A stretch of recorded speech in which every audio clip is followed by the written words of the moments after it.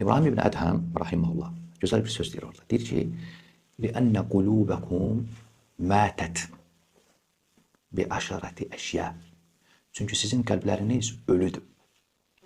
10 şey var ki 10. Sizin kalpleriniz o 10 şeyde yoktur. O 10 şeyle ölüdür. 10 şeyde ölü olduğunuz için Allah Subhanahu ve Teala sizin dualarınızı kabul etmiyor. Yani o 10 şeyde ölü olduğunuz için sizin dualarınıza cevap verilmir. Ve deyir, siz deyir Allah'ı tanıdığınız halda onun hakkını vermediniz. Ne demek istəyir? Bildiniz kimdir Allah, ama hakkını zayi etdiniz. Siz onun kitabını okudunuz, ama əməl etmədiniz. Kur'an ne üçündür?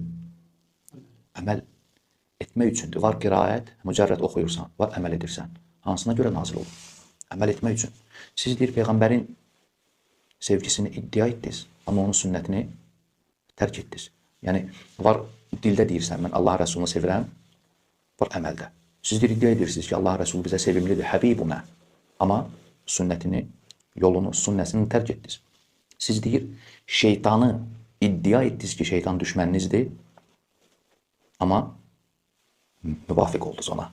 Siz deyir, iddia etdiniz ki, biz cənnəti sevirik, ama ona aparan əməllər etmədiniz. Siz iddia etdiniz ki, cəhənnəmdən qorxuruq, ama ondan uzaq olan əməlləri dərk etmədiniz. Siz deyir, ölümün haqq olduğunu bilə-bilə hazırlaşmadınız. Siz deyir, öz eyblərinizi dərk edib, başqalarının eybləri ilə məşğul oldunuz. Siz deyir, Allahın nemətlərini yediyiniz halda şükür etməyi dərk etdiniz. Siz deyir, 10-cu, ölülərinizi dəfn etdiniz, özünüz ibrət almadınız.